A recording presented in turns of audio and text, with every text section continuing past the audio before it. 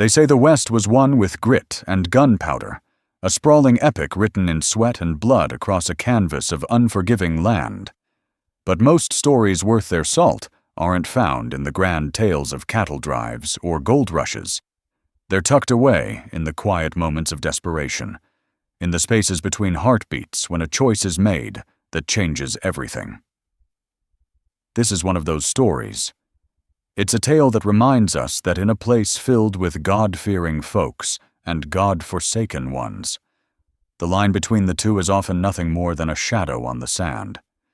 It's a story about a girl hanging upside down, a cowboy with ghosts in his eyes, and a shot that saved more than one life.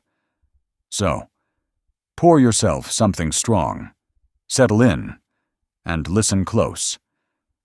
What you're about to hear is a testament to the fact that sometimes the greatest treasures in the West aren't buried in the ground, but found in the battered, resilient heart of another.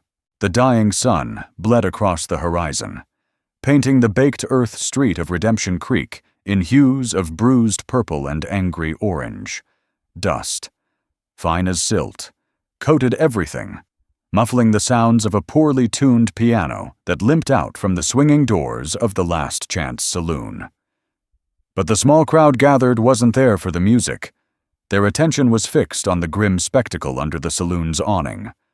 An Apache girl, Ayanna, hung upside down, her wrists and ankles bound tight to a thick rope slung over a support beam. Her black hair cascaded downwards, a silken waterfall that almost brushed the filthy ground. Her tunic was torn, and angry red welts were beginning to rise on her arms where a whip had tasted her skin. Leading the torment was a man named Jedediah Kane, a bounty hunter with a face like a dried-up riverbed and eyes that held the cold certainty of a man who saw the world in black. White and rope, he and his 2 men had dragged her in at midday, proclaiming her a spy for a renegade war chief. It was a lie, a convenient excuse to claim a bounty that didn't exist. But in Redemption Creek, an Apache's word was worth less than the dust on their boots. Jedediah drew back his whip, its leather tail whispering through the thick, hot air. "Last chance, girl. Tell us where Cochise is hidin'." Ayanna's response was spat defiance, a mix of Apache and fury that needed no translation. The crowd murmured, a mixture of fear and cruel anticipation. No one intervened. These were the unwritten laws of the frontier. Don't get involved in another man's business, especially when that man held a whip and wore a gun. That's when Ethan saw her. He'd been leaning against the blacksmith's wall across the street, a solitary figure who seemed to blend into the evening shadows. He was a man who wore his past like a shroud. His hat pulled low, his duster coated with the grime of 100 lonely trails. He had planned to pass through town, as he always did, unseen, unheard, and unremembered. But the sight of the girl, her chin held high in silent, searing pride despite the humiliation, snagged something in his chest. Her eyes, even upside down, held a fire he thought had been extinguished in the world long ago. He'd seen that fire before, in another time, on another face, and he had failed to act.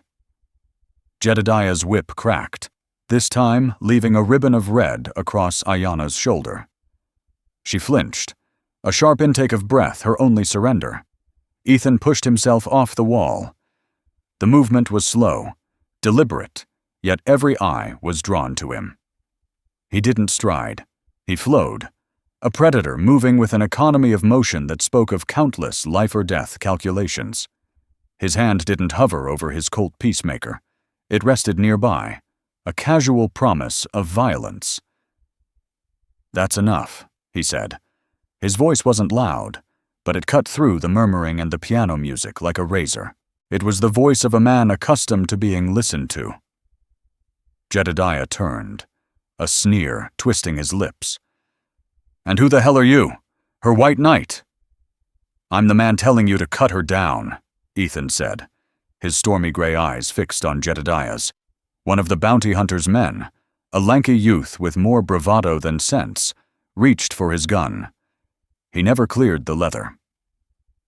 Ethan's draw was a blur, a blink-and-you-miss-it motion of impossible speed. The crack of the Colt was a period on a sentence of cruelty. But he hadn't aimed for the man. He'd aimed for the rope. The bullet shredded the hemp fibers instantly. The snap of the rope was followed by two distinct sounds: Ayanna's gasp as she fell in a heap, and a heavy thud as a small leather pouch, jarred loose from her belt, hit the ground beside her. It wasn't just her who fell. Jedediah's eyes, which had been wide with shock at the gunshot, now narrowed with avarice. The pouch was old, adorned with tribal beadwork, and heavy with something more than just trinkets. As Ayanna scrambled to her feet, rubbing her raw wrists, Jedediah lunged not for her, but for the pouch. Ethan fired again. This time the bullet kicked up a plume of dust an inch from Jedediah's grasping fingers. "Leave it." The standoff was absolute. The crowd scattered, melting back into the saloon or the shadows of the alleyways. It was just Ethan, Ayanna, and the three bounty hunters now. The street a stage for a play no one had written. Ayanna's eyes darted from Ethan to the pouch, a flicker of panic crossing her features. That pouch was more important than her life. Ethan knew it. Jedediah sensed it. The air crackled with unspoken questions. Without taking his eyes off Jedediah, Ethan spoke to the girl. "Get the bag. We're leaving." She hesitated for only a second before snatching the pouch from the ground. Jedediah's face contorted with rage. "That girl's mine! And whatever she's carrying is mine, too." "Your claim's expired," Ethan said, holstering his pistol and grabbing the reins of his horse in one smooth motion.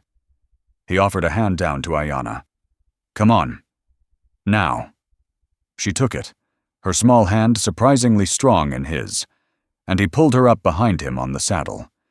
He spurred the horse, a powerful roan that launched into a gallop, churning up a cloud of dust that swallowed the street. Behind them, Jedediah's furious shouts were lost in the thunder of hooves as they galloped out of Redemption Creek and into the vast, darkening desert. They were free, but they were also running. And in the West. Once you started running, the only thing that was certain was that the devil himself was setting the pace. The desert received them with a hostile indifference. By day, it was the anvil of the sun, a shimmering, heat-blasted expanse that offered no charity.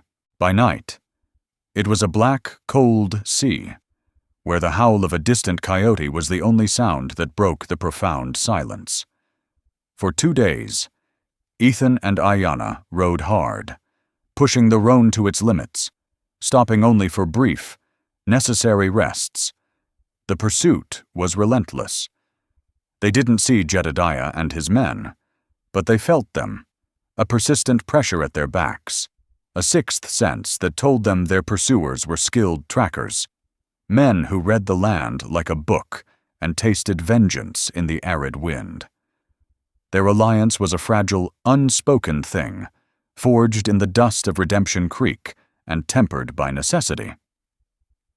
They were two strangers bound by a single gunshot and a leather pouch that now rested securely in Ayanna's grasp. Distrust hung between them, thick and palpable as the desert heat. Ethan was a man of few words, his face a granite mask that betrayed nothing of his thoughts. He rationed their water with a grim efficiency, his movements precise and purposeful. He was a survivor, and it was clear he had survived much. Ayanna watched him, her dark eyes missing nothing. She saw the way he scanned the horizon, the way his hand always rested near his gun, the deep weariness in his shoulders when he thought she wasn't looking. He had saved her. Yes, but why? In her world, nothing came without a price. On the 3rd day, their water ran out. The sun was a malevolent eye in a bleached white sky. Their lips cracked, their throats were filled with sand, and the horse's head began to droop. Dehydration was a quiet, insidious killer, leeching the strength from their bodies and the clarity from their minds. It was then that Ayanna finally spoke, her voice a dry rasp. "This way," she said, pointing toward a distant, jagged line of mesas that seemed to float on the waves of heat. "There is water." Ethan looked at her, then at the mesas. It was a detour, a risk. Jedediah would expect them to take the most direct route away from Redemption Creek.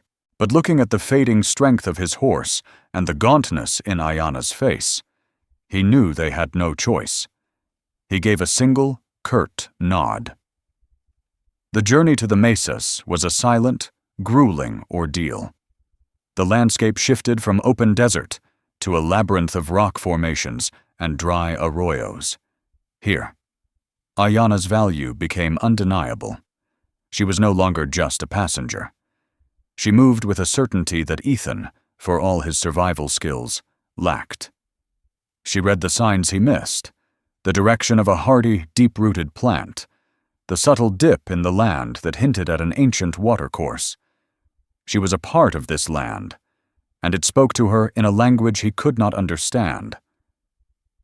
They found the water at the base of a towering rock spire, a small hidden spring seeping from a fissure in the stone, creating a tiny pool of life in the midst of desolation.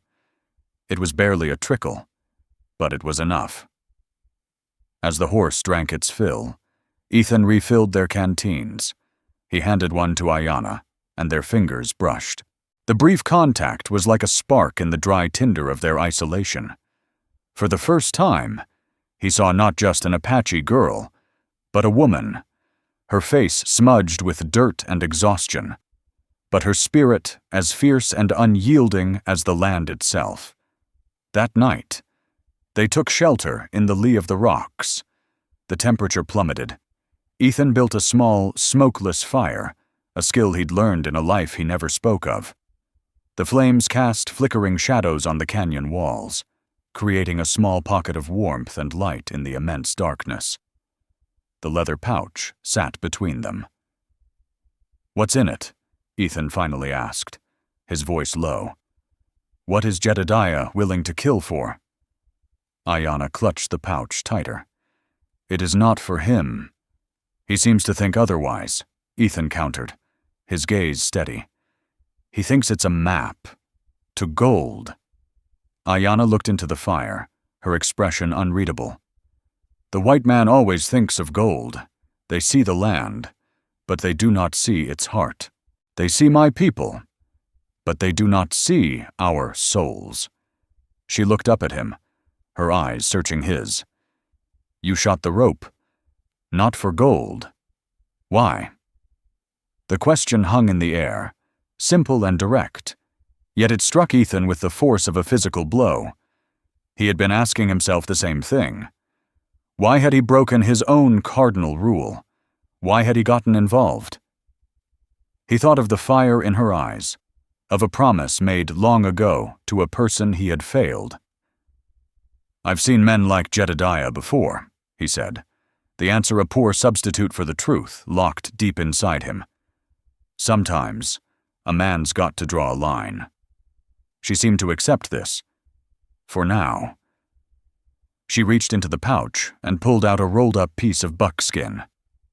It wasn't a map in the way Ethan understood maps. It was a complex tapestry of symbols and lines, a drawing that seemed to depict constellations as much as land formations. "It is a guide," she whispered, her voice filled with reverence. "But not to gold. It leads to the place of echoing souls. It is the story of my people, the home of our ancestors."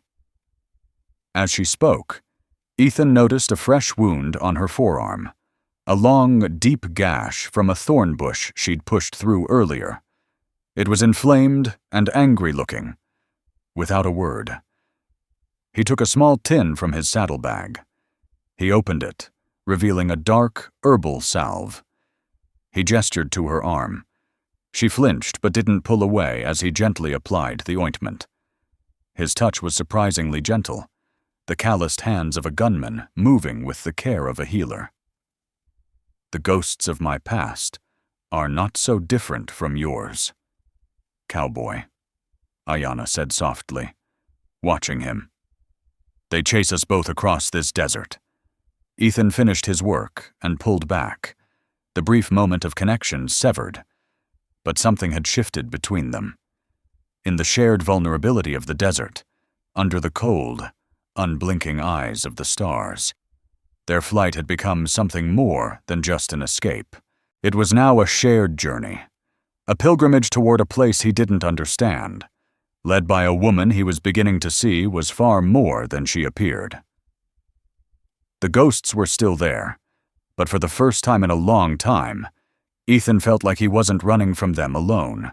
Their temporary refuge in the mesas became a sanctuary for another day.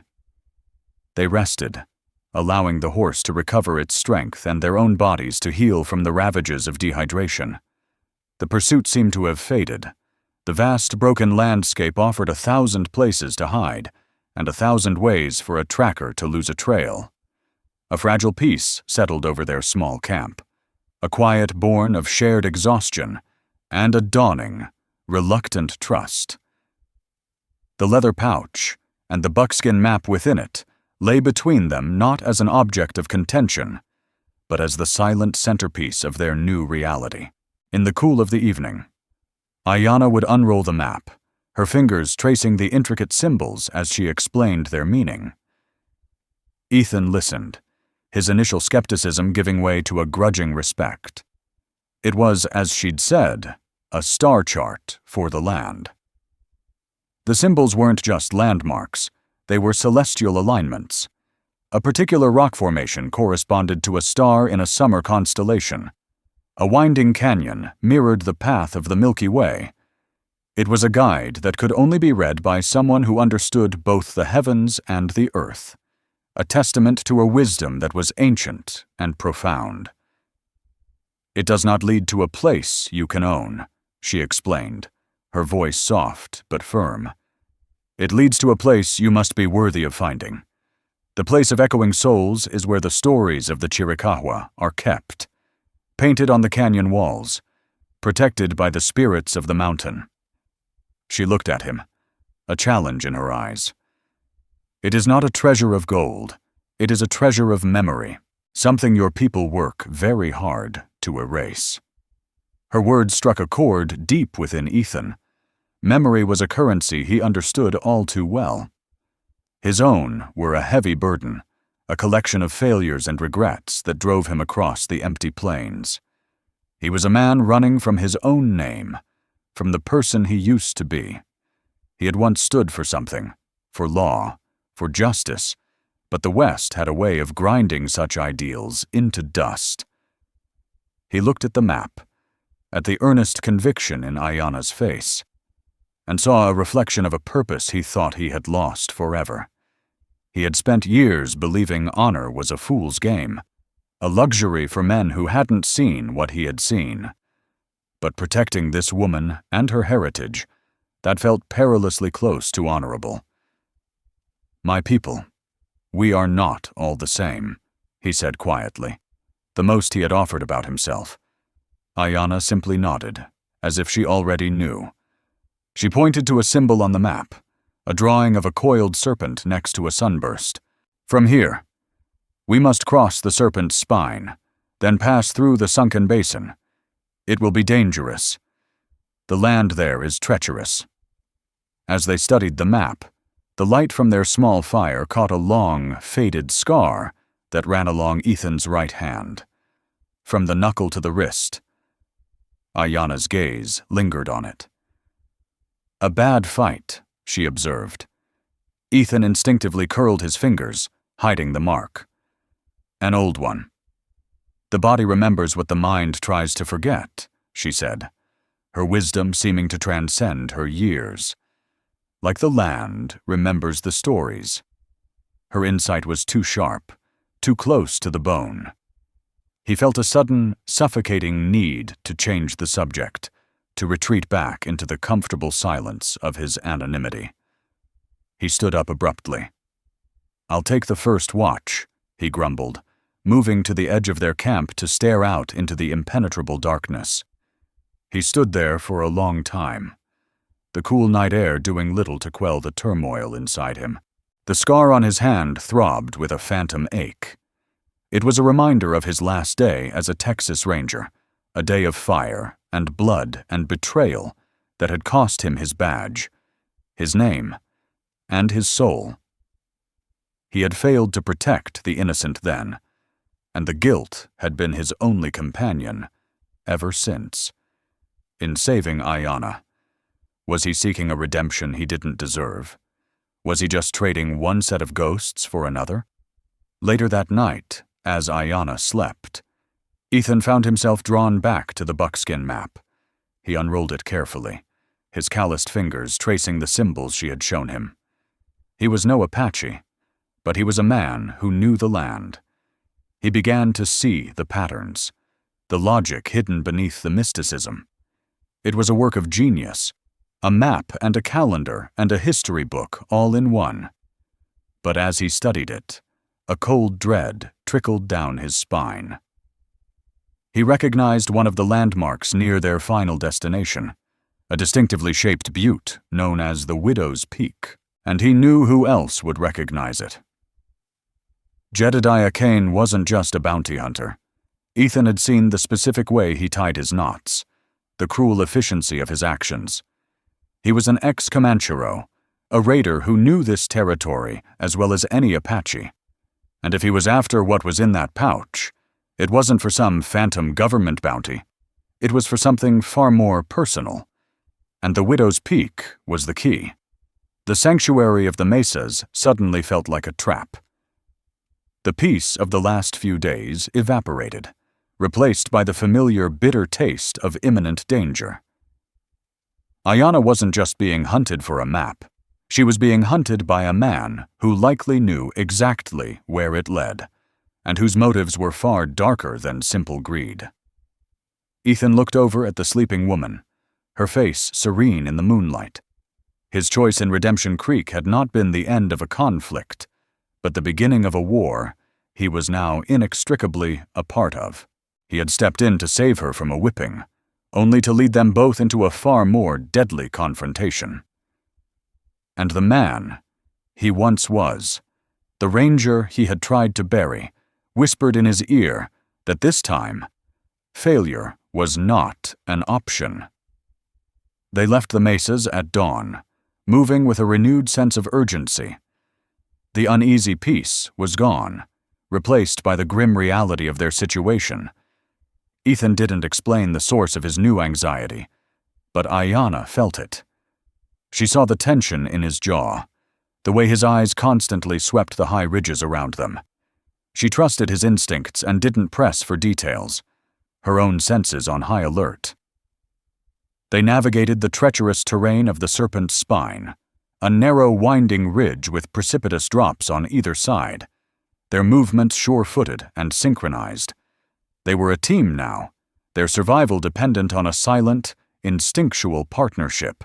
They descended from the ridge into the sunken basin, a wide, desolate valley floor littered with hoodoos and rock formations that looked like grasping hands. The air was still, the heat oppressive. It was a natural killing floor, a place with 100 ambush points. "We're exposed here," Ethan said, his voice a low growl. "We need to make it to that box canyon by midday." He pointed to a dark slash in the far wall of the basin. "It's our only chance for cover." As they urged their horse across the open ground, a glint of sunlight off metal from a high ridge confirmed Ethan's fears. A rifle shot echoed a moment later, the bullet whizzing past his ear with a venomous hum. It wasn't Jedediah's posse. This was a single shooter, patient and precise. It was a hunter toying with his prey. "Go!" Ethan yelled, slapping the roan's flank. The horse bolted, racing toward the relative safety of the canyon entrance. Another shot kicked up dust by the horse's hooves. They were being herded. They scrambled into the mouth of the box canyon just as a third shot ricocheted off the rock wall beside them. The canyon was a dead end, a narrow passage that went in for 100 yards before ending in a sheer, unscalable cliff face. They were trapped. A voice, chillingly familiar to Ethan, echoed down from the canyon rim. "Nowhere left to run. Marshall." Ethan froze. Marshall. A name he hadn't heard in 5 years. A name he had buried under miles of dusty trail and cheap whiskey. He looked up, his face a grim mask. Silhouetted against the bright sky was a man he knew. It wasn't Jedediah. It was someone far worse. It was Silas Kane, a former scout from his ranger company, a man who had betrayed them all for a chest of railroad gold, a man Ethan himself had hunted and believed to be dead. Kane, Ethan breathed, the name tasting like ash. "In the flesh," Silas called down, his voice dripping with sadistic glee. "I heard whispers of a ghost of a lawman matching your description. Didn't believe it till I saw you in Redemption Creek. You always did have a soft spot for strays." He let out a dry laugh. "I see you're still collecting them. Jedediah and his boys are a day behind, but they were easy enough to follow. I figured I'd cut in line. Hand over the girl and her map. Marshall. And I might just let you walk away, for old time's sake." Ethan knew it was a lie. Silas Kane didn't leave survivors. He had been the architect of the ambush that had destroyed Ethan's life. The scar on Ethan's hand pulsed with the memory of Kane's treachery. "There's no map to gold. Kane!" Ethan yelled back, his mind racing, looking for an angle, an escape route that didn't exist. "Don't play coy. That map leads to the old Apache silver mines at the Widow's Peak. My grandfather searched for them his whole life. It's my birthright," Silas shouted, his greed making him reckless. Ayanna looked at Ethan, her eyes wide. "He is mistaken." "Doesn't matter," Ethan said, pulling his Colt. "He believes it." They were pinned down. Silas held the high ground, an unbeatable tactical advantage. It was a textbook ambush. It was the same trap Silas had set for him 5 years ago. As Ethan prepared for a hopeless fight, Ayanna grabbed his arm. Her eyes were sharp, scanning the canyon walls, not with fear, but with an intense, analytical focus. She was reading the land again. "The walls," she whispered urgently. "They are sandstone. But there. See the dark streaks? That is desert varnish. It means the rock is weak there. And the wind. Do you hear it?" Ethan paused, straining his ears. He heard it then, a low, almost inaudible whistling sound. The wind was being funneled through unseen cracks in the rock face at the end of the canyon. "The canyon breathes," Ayanna said, a plan forming in her eyes. "My people call this a whistler's trap. The sound can be changed." She pointed to a patch of dry, brittle-looking bushes near the canyon wall. "Those are smoke weeds. They create a thick, acrid smoke when they burn." Understanding dawned on Ethan's face. It was a desperate, insane gamble, but it was better than dying in a cage.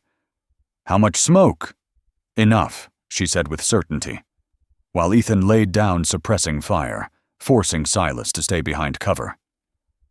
Ayanna scrambled to the bushes, gathering a large armful of the dry branches. They piled them at the base of the weak, streaked rock wall. "The echo," Ethan realized. "This canyon, it's a whistler's trap. The sound will be magnified." "Get ready to shoot," Ayanna instructed, pulling a flint and steel from a small pouch on her belt. Ethan nodded. He emptied his pistol at the ridge, giving her the seconds she needed. Ayanna struck the flint. The spark caught the tinder-dry leaves, and the pile erupted in a cloud of thick, choking, gray smoke. The smoke didn't rise. It was immediately sucked towards the fissures in the rock face, drawn in by the canyon's strange breath. A moment later, a terrifying, unearthly sound began to emanate from the canyon rim, from all around them. The smoke, passing through the narrow rock channels, had turned the canyon into a monstrous flute, creating a deafening, disorienting shriek that sounded like a dozen vengeful spirits. Up on the ridge, Silas Kane cried out, clapping his hands over his ears. The sonic assault was overwhelming, confusing his senses. He was momentarily blinded by the smoke that began to seep out of cracks near his position. For a fatal second, he stood up, trying to escape the noise. It was the opening Ethan needed. He took aim, not with the vengeful fury he felt, but with the cold, detached precision of the lawman he once was. He fired a single shot.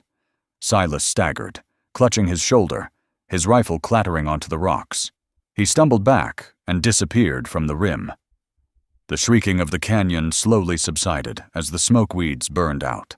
Silence descended once more, broken only by the ringing in their ears.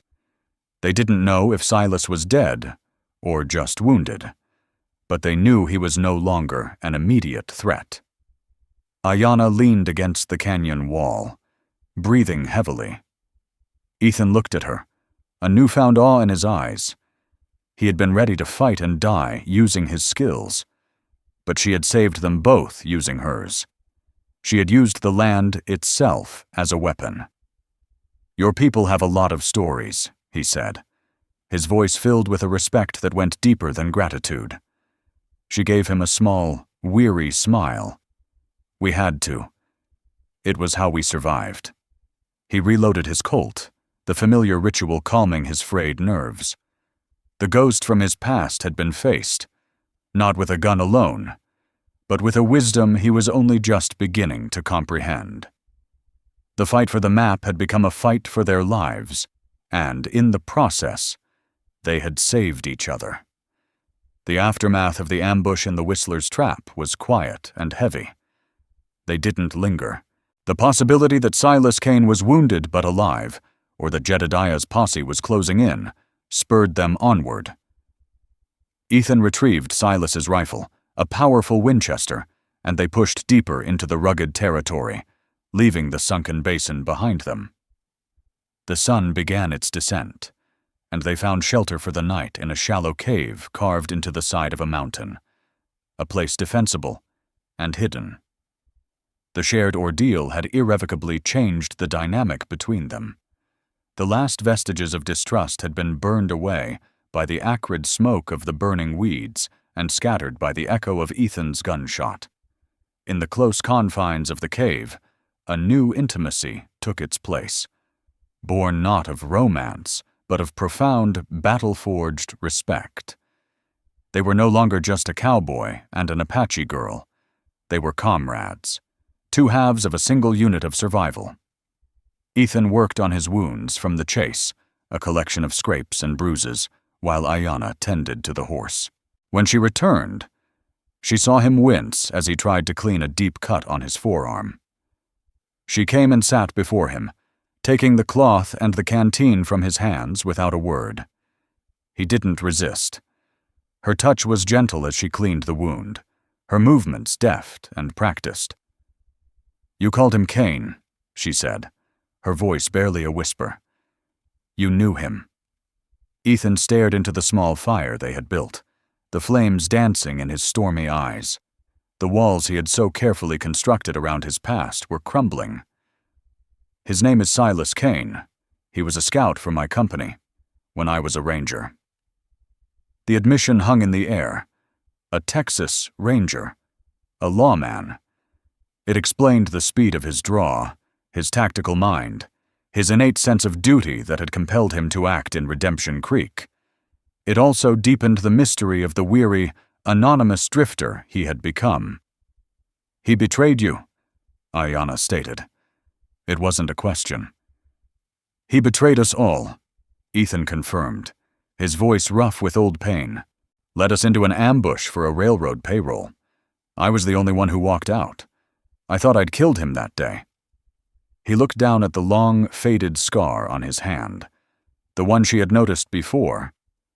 "This is what he gave me to remember him by." This time, he didn't hide it.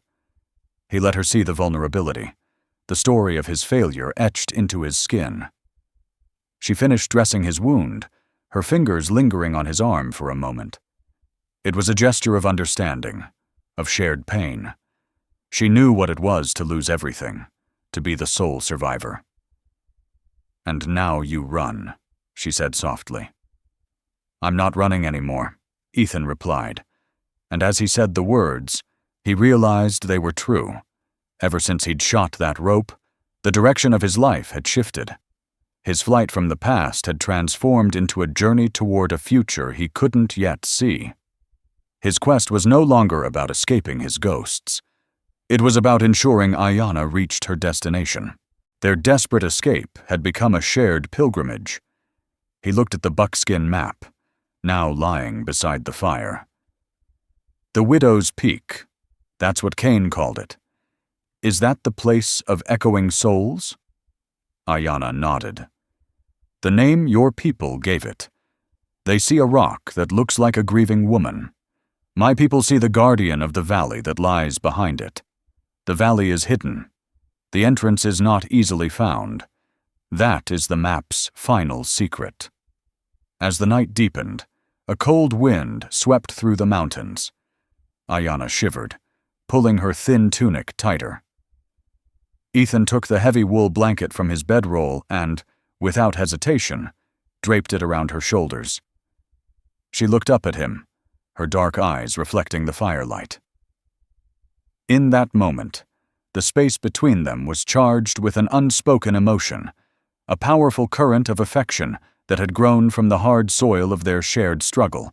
It was a feeling more profound than simple attraction. It was a deep recognition of the strength and spirit in one another. He sat down beside her, close enough that their shoulders touched. They watched the fire burn in comfortable silence, the blanket a shared shield against the cold. The journey ahead was still fraught with danger. Jedediah was still out there, and now Silas Cain, wounded and vengeful, was a new, unpredictable threat. But for the first time, Ethan didn't feel the crushing weight of solitude. The quiet, resilient woman beside him had become his partner, his purpose. The honor he thought he'd lost was not something to be reclaimed from the past, but something to be forged anew, here in the heart of the wilderness, one protective step at a time. They were no longer just running from something. They were running for something. Together. The mountain pass was treacherous, a narrow, winding trail that tested their resolve and the horses' endurance. They moved with a shared purpose. Ethan's grim determination complemented by Ayanna's deep-rooted knowledge of the high country. He wielded Silas's captured Winchester with an expert's familiarity, watching their back trail while she guided them, reading the subtle signs of the path ahead. The bond forged in the cave had solidified into an unspoken rhythm, a partnership that felt as ancient and natural as the mountains themselves. After another day of hard travel, they crested a final ridge. Below them, nestled in a caldera of granite peaks, lay a valley that took Ethan's breath away. It was a hidden world, untouched by the harshness of the surrounding lands. A clear winding river snaked through lush green meadows, dotted with ancient cottonwood trees. A gentle mist rose from the valley floor, catching the afternoon sun and creating an ethereal, otherworldly glow. This was the place of echoing souls. It was a sanctuary, a living testament to a harmony with nature that Ethan had only ever seen, trampled, and destroyed. "My home," Ayanna whispered, her voice thick with an emotion so powerful it was almost tangible. It was the first time he had seen tears well in her eyes. They were tears of homecoming, of relief, of sorrow for all those who could not be here to see it. They made their way down a hidden switchback trail into the valley. The air grew warmer, filled with the scent of pine and damp earth. As they reached the valley floor, Ayanna led Ethan to the base of a massive cliff face. There, protected from the elements, were the stories, a vast rock art panel stretched for hundreds of feet, a breathtaking tapestry of paintings depicting hunts, ceremonies, births, and battles. It was a library carved in stone, the collective memory of a people. "It is all here," Ayanna said, her hand sweeping across the painted figures. "Generations of my people. Their wisdom. Their struggles. This is the treasure, Ethan. Not silver or gold. It is our soul." Ethan stood in silent awe. He understood now. To lose this place would be to lose not just a home, but an entire identity. His own past was a source of shame, a story he wanted to forget. Hers was a legacy she would die to protect. In that moment, he knew he would die to protect it, too. Their reprieve, however, was short-lived. A sharp whistle cut through the valley's tranquility. Ethan spun around, Winchester raised, to see them. Jedediah Kane and his 2 men stood at the mouth of the trail, blocking their only exit, and beside Jedediah, his arm in a crude sling, but his face a mask of triumphant hatred, was Silas Kane. "Nowhere left to hide," Jedediah called out, his voice echoing unnaturally in the enclosed valley. He held a lit stick of dynamite in his hand. "I'll give you one chance. Give me the girl and the map, and I'll let you walk out of here, or I'll seal this valley, and your bones, in here forever." Silas laughed, a ragged, painful sound. "He's not after the silver, Marshal. He's after the land itself." Jedediah's cold eyes locked onto Ayanna. "My grandfather settled this valley, cleared it with his own 2 hands.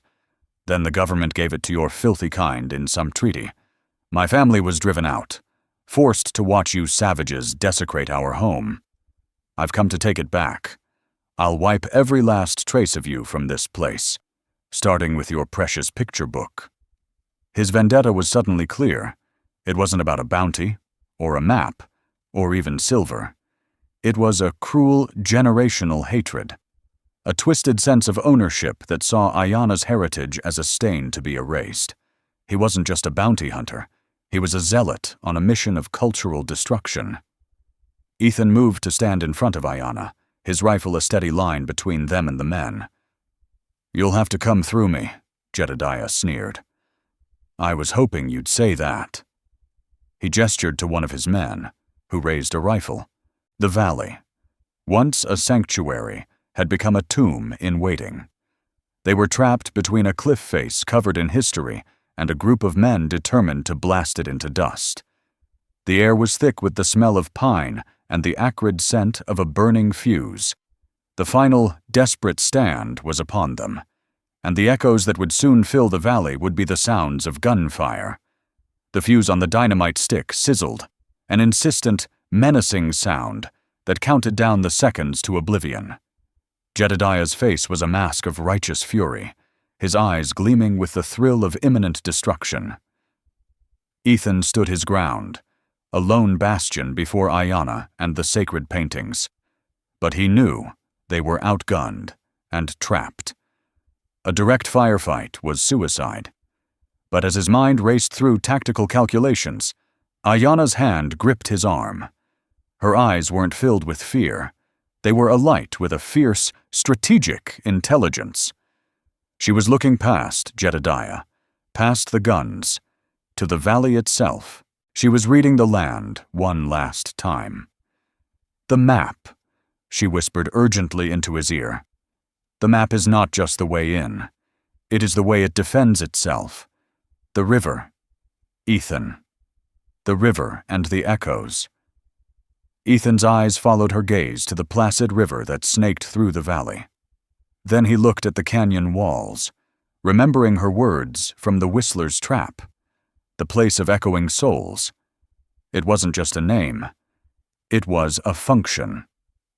"Jedediah," Ethan shouted, his voice a commanding bark that momentarily broke the bounty hunter's focus. "You're a fool. There's no silver. Kane lied to you. The treasure is the water in that river. It flows from an underground spring. enough to water 1,000 head of cattle. It was a bluff, a wild gamble, but it was aimed at the one thing he knew drove men like Jedediah: greed. Silas Cain scoffed, but Jedediah hesitated. His personal vendetta was strong, but the promise of tangible wealth was a powerful lure. His eyes flickered toward the river. That was the moment Ayanna acted. She let out a piercingly loud, high-pitched cry, not a scream of terror, but a call, a signal. The sound struck the opposite canyon wall and bounced back, a perfect, clear echo. Then she called again, a different pitch, and the echo returned, slightly altered. She was finding the valley's resonant frequencies. "What is this devilry?" one of Jedediah's men muttered, unnerved. Ayanna looked at Ethan, her eyes conveying the plan. He understood. He raised the Winchester and fired, not at the men, but at a large, precariously balanced rock formation high above the valley trail they had just descended. The crack of the rifle was the first note. Ayanna's cry was the second. The combination of the gunshot's echo and Ayanna's perfectly pitched calls created a harmonic vibration. A low rumbling began, deep within the mountain. The precarious rock formation shuddered. Small pebbles cascaded down. Jedediah's face shifted from confusion to alarm.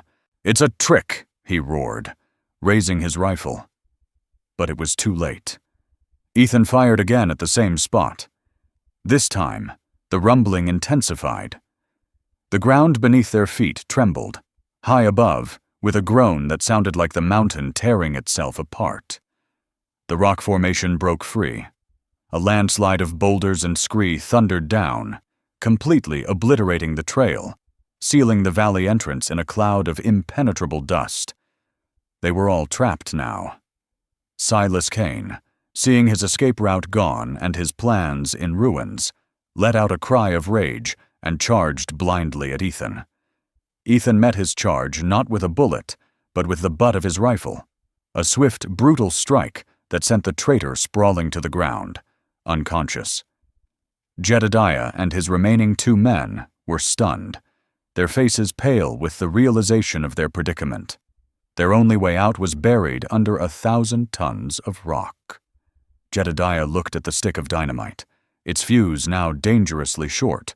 In a fit of panicked fury, he hurled it not at the cliff paintings, but towards the river, as if to spite the very land that had imprisoned him.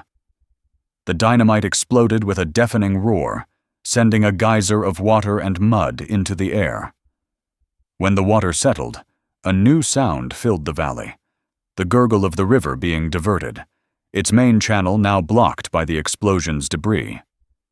The water began to flow into an older, lower-lying channel, one that led directly to the small patch of flat ground where Jedediah and his men were standing. Slowly, inexorably. The area around their feet began to flood. Panic set in. They were trapped between a landslide and a rising river. Ethan stood his ground, Winchester leveled. Ayanna was at his side. They didn't need to say a word. Vengeance was there for the taking. He could end it, right here, and no one would ever know. It would be justice.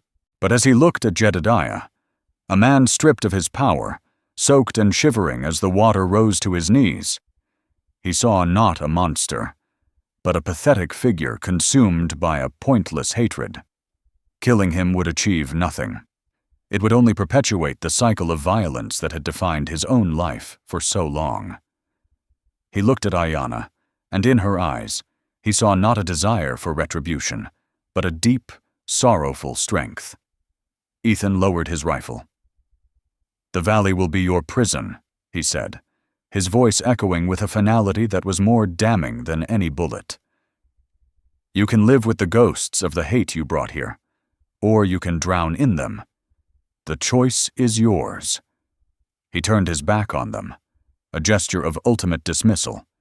He and Ayanna walked away, leaving the stranded men to their fate, a fate dictated not by a gunman's justice, but by the land they had sought to defile. The true secret of the map wasn't just the path or the landmarks. It was the understanding that the land itself provided its own justice. Days turned into weeks. In the tranquil heart of the valley, the echoes of the final confrontation faded, replaced by the gentle murmur of the river, which had found its original course again.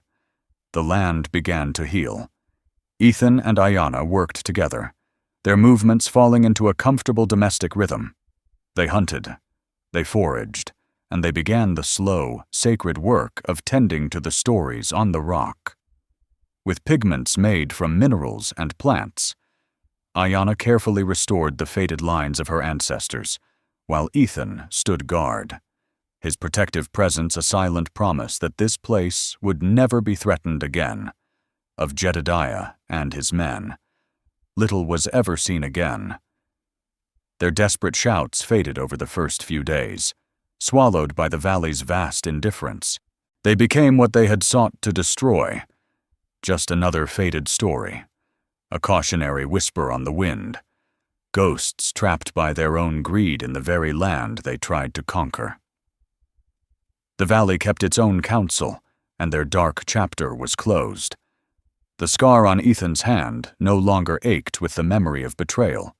It was now just a mark on a man who had found a home. He had ridden into Redemption Creek as a nameless ghost, a man running from a life he had failed. He would leave that man behind forever in the dust. Here, in this hidden sanctuary, he was not a marshal or a drifter. He was simply Ethan, the guardian of a sacred place, and the partner of the woman who was its heart. He had not found gold, but something infinitely more precious, a purpose, a peace he thought long lost, and a love born not of soft words, but of shared survival and profound respect. They were the valley's new guardians, their own story to be lived, not painted. In the raw, unforgiving heart of the West, a man's worth was not measured by the gold he could plunder, but by the legacy he chose to protect. True strength was not the power to take, but the courage to preserve, proving that in a land of fleeting fortunes, the only treasure that truly endures is the honor you reclaim and the history you save.